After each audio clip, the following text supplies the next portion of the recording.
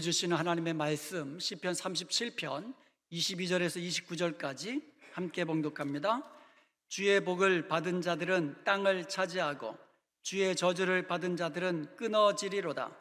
여호와께서 사람의 걸음을 정하시고 그의 길을 기뻐하시나니 그는 넘어지나 아주 엎드러지지 아니함은 여호와께서 그의 손으로 붙드심이로다. 내가 어려서부터 늙기까지 의인이 버림을 당하거나 그의 자손이 걸식함을 보지 못하였도다. 그는 종일토록 은혜를 베풀고 꾸어주니 그의 자손이 복을 받는도다. 악에서 떠나 선을 행하라. 그리하면 영원히 살리니 여호와께서 정의를 사랑하시고 그의 성도를 버리지 아니하심이로다.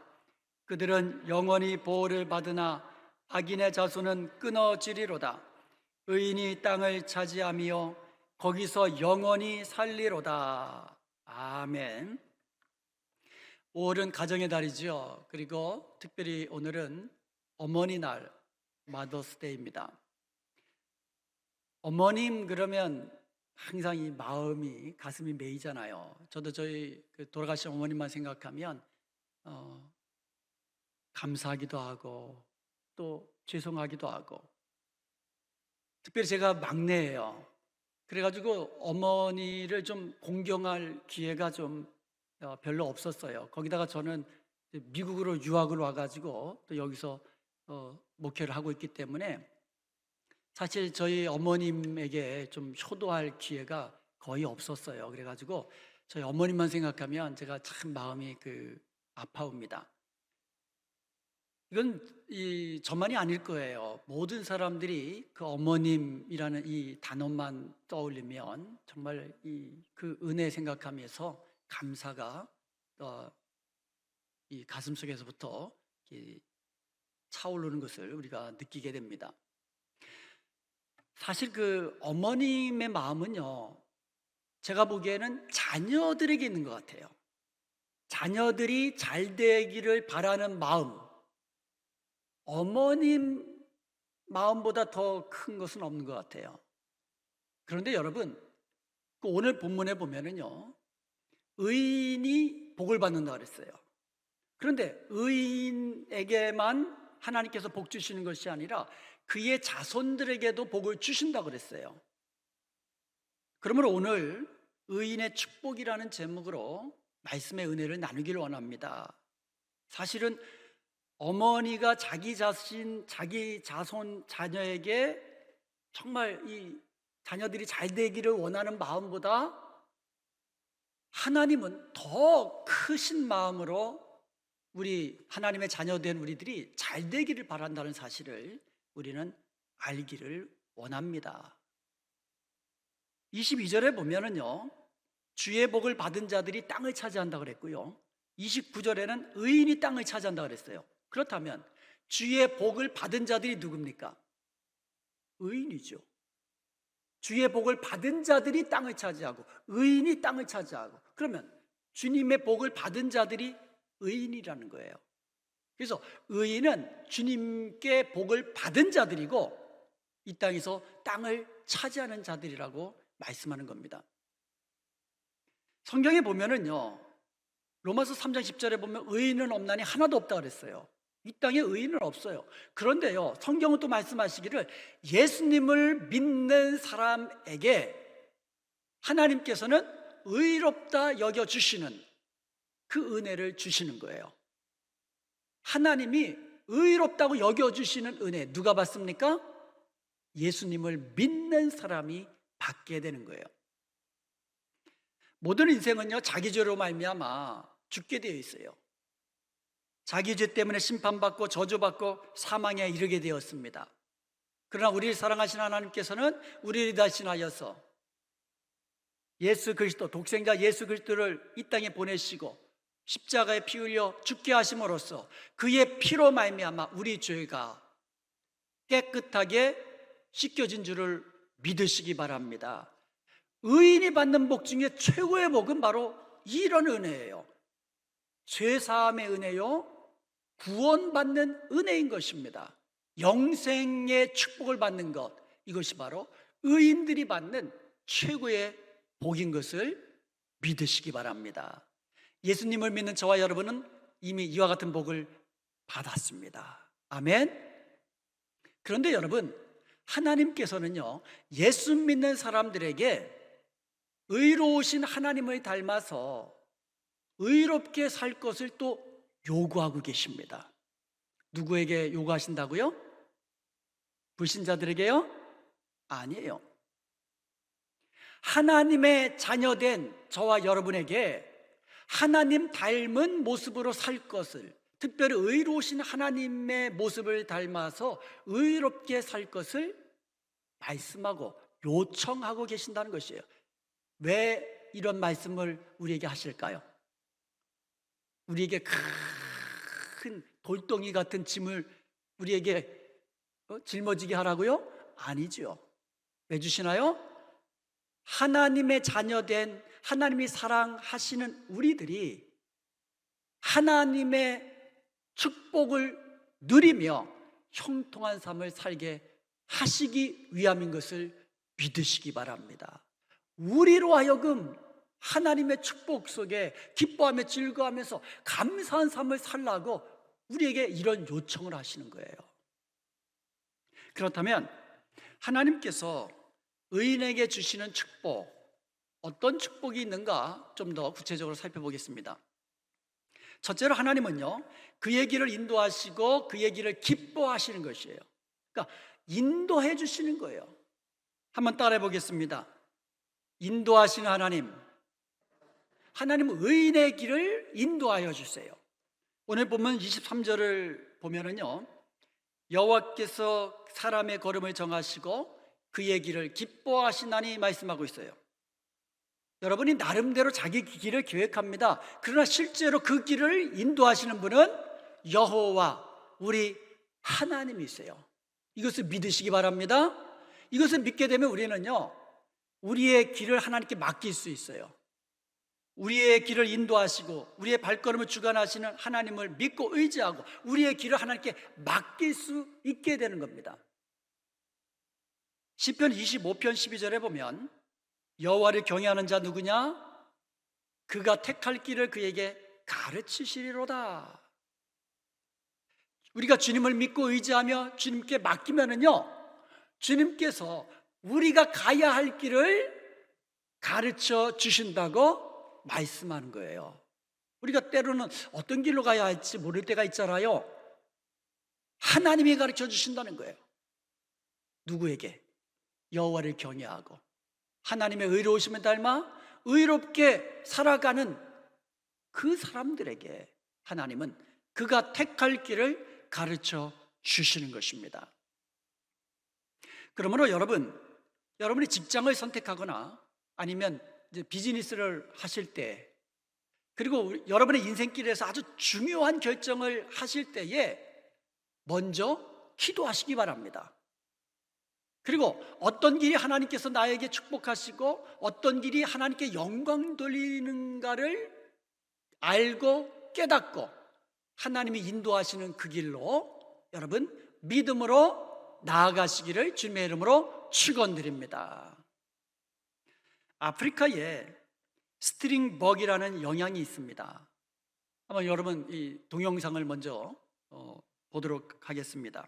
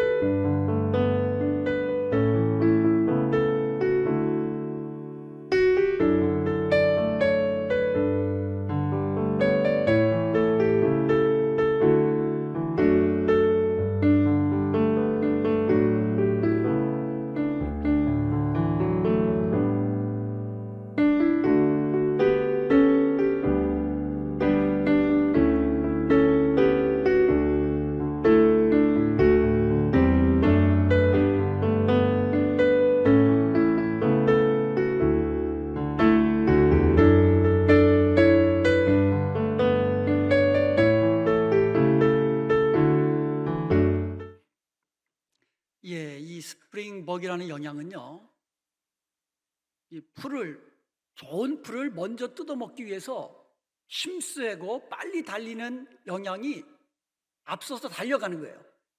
그럼 뒤에 따라오고 있는 다른 영양들은 빨리 가야 좋은 풀을 먹으니까 더 빨리 달리고, 그럼 앞에 있는 영양은 또 자리 안 뺏기려고 또 달리고, 그냥 뭐만 생각하고 달려요? 풀만 생각하고 달리는 거예요. 앞에 있는 그 영양, 내 앞에 있는 애만 추월하려고 앞만 보고 달리는 거예요.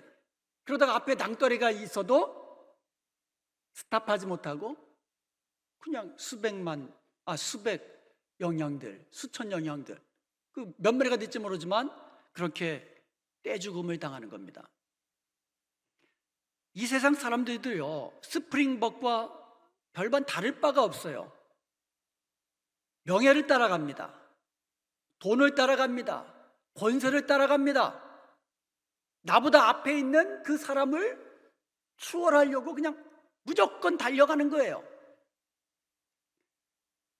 그러다가 결국에는 멸망의 낭떠러지에 떨어지게 되는 겁니다. 시편 23편 3절에 보면 내 영혼을 소성시키시고 자기 이름을 위하여 의의 길로 인도하시는도다 말씀하고 있습니다. 우리 주님은 선한 목자 되셔서 우리를 의의 길로 인도하세요. 그러므로 우리는요, 우리의 영혼을 날마다 새롭게 하시고 바로 자기 이름을 위하여 우리를 의의 길로, 가장 좋은 길로 인도하시는 주님 바라보면서 주님의 음성 들으면서 그 길로 나아가야 될 줄로 믿습니다. 사람 따라가서는 안 되고요, 환경 따라가서는 안 되고요, 물질 따라가서는 안 되고요, 세상 음성 따라가서는 안 되는 것입니다. 오직 우리의 주님의 음성 듣고 주님이 인도하시는 그 길로 순종하며 따라가야만 하는 것입니다. 그럴 때에 하나님께서는 우리의 그런 길을 축복하시고 기뻐하시는 줄로 믿습니다. 둘째로 우리 하나님이 붙들어 주시는 축복을 누리게 됩니다. 오늘 본문 24절에 보면은요, 그는 넘어지나 아주 엎드러지지 아니함은 여호와께서 그의 손으로 붙드심이로다. 한번 따라해 보십시다. 붙들어 주시는 하나님, 붙들어 주시는 하나님. 우리 성도들도요, 예수님을 아무리 잘 믿어도요, 인생을 살다 보면 넘어질 때가 있어요.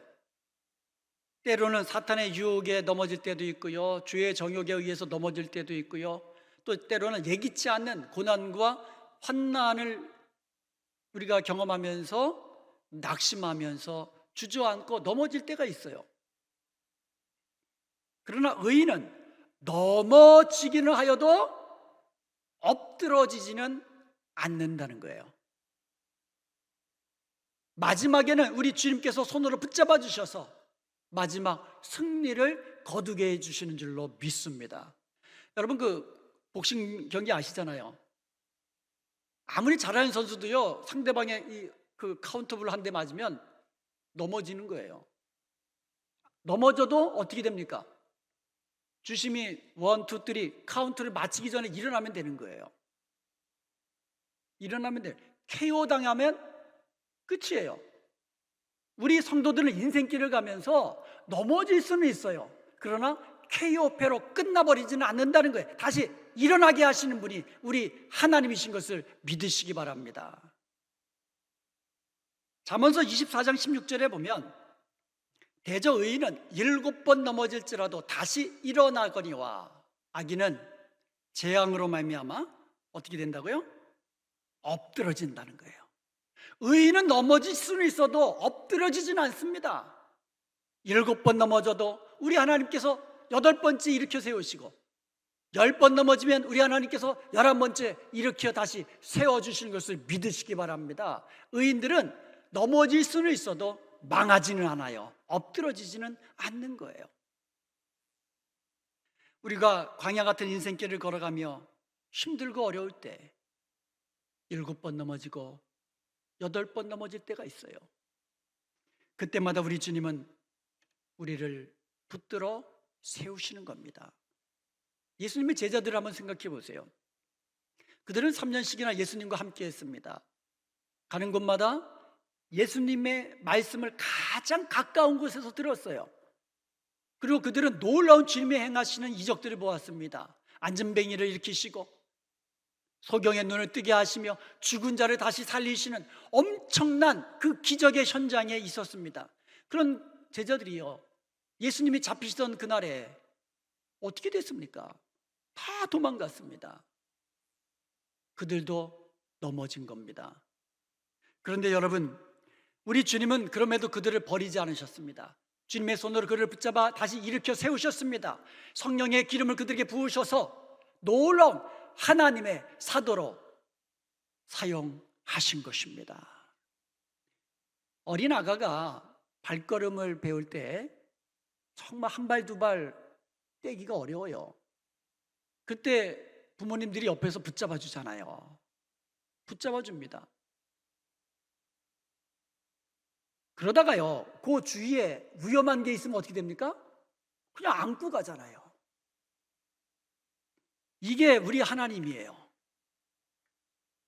여러분이 쓰러지셨을 때, 일어날 힘이 없을 때, 주저앉아 계실 때에 우리 하나님은 주님의 강한 손으로 일으켜 주시는 분이십니다. 그러다가 위험한 일을 만나면 안고 가시는 하나님이십니다. 신명기 1장 31절에 보면 광야에서도 너희가 당하였거니와 사람이 자기 아들을 안는 것 같이 너희 하나님 여호와께서 너희가 걸어온 길에서 너희를 안으사 이곳까지 이르게 하셨느니라. 할렐루야. 사랑하는 여러분, 하나님은요, 의인을 그의 손으로 붙들어 주시는 하나님이세요. 위험할 때는 그의 강한 손으로 안고 가시는 분이십니다. 이것을 우리가 믿어야만 합니다. 하나님의 손은 구원의 손입니다. 하나님의 손은 능력의 손입니다. 하나님의 손은 우리를 도우시는 손이십니다. 우리를 붙들어 주시는 손이십니다. 나의 인생길에서 내심과 지혜로 어찌할 줄 모를 때에, 힘들고 어려워서 넘어져 낭망하고 있을 때에 우리 주님께서는 그 강한 손으로 우리를 붙들어 일으키시며 우리의 등 뒤에서 밀어주시며 마침내 승리케 주시는 것을 믿으시기 바랍니다. 셋째로, 하나님은요, 의인의 가정에 복을 주십니다. 한번 따라해 보십시다. 복 주시는 하나님, 의인의 가정에 복 주시는 하나님이세요. 22절과 29절에서 반복해서 나오는 것이 의인이 땅을 차지한다는 거예요. 그런데 중요한 것은요, 의인이 자기만 복 받는 것이 아니라 그의 자손까지도, 그의 자녀들까지도 복 받게 된다는 거예요. 하나님은 의인에게 복 주시는 하나님이세요. 그런데 의인에게만 주시는 것이 아니라 의인의 자녀들에게도 주신다라는 거예요. 25절에 보면은요, 내가 어려서부터 늙기까지 의인이 버림을 당하거나 그의 자손이 걸식함을 보지 못하였도다. 26절에도 보면은요, 그는 종일토록 은혜를 베풀고 꾸어주니 그의 자손이 복을 받는다 말씀하고 있습니다. 28절에도 보면은요, 그들은 영원히 보호를 받으니, 의인의 자손은 영원히 복 받는다 그랬어요. 여러분, 의인에게요, 영원히 땅을 차지한다 그랬거든요. 어떻게 영원히 삽니까, 사람이? 그러면 의인이 영원히 땅을 차지하는 방법이 뭐예요? 그의 자손들이 차지하고, 그의 자손들이 차지하고, 그의 자손들이 그 땅을 차지하는 거예요. 영원히 보호를 받는 거예요, 의인의 자손들은. 시편 25편 13절에 보면은요, 그의 영혼은 평안히 살고 그의 자손은 땅을 상속하리로다. 시편 112편 2절에 보면 그의 후손이 땅에서 강성하며 정직한 자들의 후손에게 복이 있으리로다 말씀하고 있습니다. 시편 120편 3절에도 부와 재물이 그의 집에 있으며 그의 공의가 영구히 서 있으리로다, 영구히 서 있다고 말씀합니다. 하나님은 이렇게 의인에게 복 주시고 의인의 자손에게 복 주시는 하나님이십니다. 지금까지 우리는요, 의인이 받는 복, 의인의 자녀들이 받는 복에 대해서 살펴보았습니다. 그런데 여기서 아주 우리가 알아야 할 것, 생각해야 될 것, 아주 중요한 것이 하나 있습니다. 의로움이라는 것, 이 의로움은 하나님의 성품이에요. 하나님의 언약 백성다움을 설명하는 거예요. 그러니까 구약 성경에서 의로움 그러면 하나님의 성품이고 또 하나님의 언약 백성다움을 나타내는 말이에요. 하나님의 언약 백성다운 것이 뭡니까? 고아와 과부를 돌아보고 가난한 자를 돌아보고 나그네를 접대하는 것, 이러한 것이 하나님의 언약 백성다운 모습이라고 설명하고 있어요. 그러므로요, 이 하나님의 의로우심은 결국 뭐예요? 가난한 자를 돌아보시고 병든 자를 고치시고 긍휼히 여기시는 그 하나님, 이게 하나님의 의로우심이거든요. 그러므로 우리 성도들이요, 우리 예수님 믿는 사람들이 하나님의 의로우심을 닮아서 가난한 자를 돌아보고 하나님께서 주신 은혜와 복을 가지고 베풀며 나누면서 하나님께 영광 돌리는 삶을 살아가는 것, 하나님의 의로우심을 닮아가는 것, 이게 바로 의로운 하나님의 백성의 모습이라는 거예요. 이게 의인의 모습이에요. 하나님께서 주신 은혜와 복을 누리면서 할렐루야 기뻐하고 감사하는 거 아주 감사한 일입니다. 그런데요, 하나님의 의로움을 담는 하나님의 백성은 거기서 끝나는 것이 아니라 나눠주고 베풀어주고 내가 받은 축복을 흘려보내는 축복의 통로가 되는 것, 이게 의로운 하나님을 닮은 의로운 백성의 모습인 것입니다. 이런 사람에게 주님께서 주시는 약속이 있어요.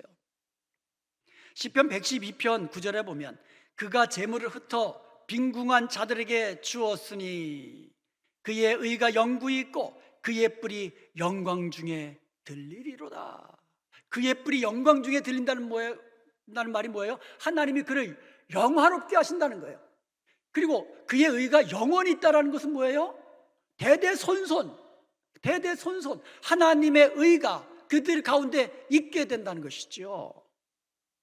누구에게? 재물을 흩어 빈궁한 자들에게 주는 자들에게. 사람들은요, 내게 있는 것 갖고 주면 내게 그만큼 없어지는 것으로 생각해요. 여러분 물웅덩이 한번 파보셨어요? 파면 어떻게 돼요? 금방 채워집니다. 내가 베푼 만큼 하나님께서 주시는데 우리는 우리의 조그만 손으로 주면 하나님은 그 크신 손으로 우리에게 부어 주시는 것을 믿으시기 바랍니다. 미국에 조나던 에드워드 목사님 일가가 있습니다. 아주 미국에서 아주 영향력 있는 아주 큰 업적을 남긴 그런 가문이에요. 그런데 동시대에 맥스 주크라는 사람이 있었는데, 그 맥스 주크라는 사람도 그렇고 조나단 에드워드라는 분도 그렇고 둘 다 아주 머리가 좋고 아주 그 당시에 모든 면에서 있어서 뛰어나서 사람들에게 인정받는, 주목받는 그런 사람들이었어요.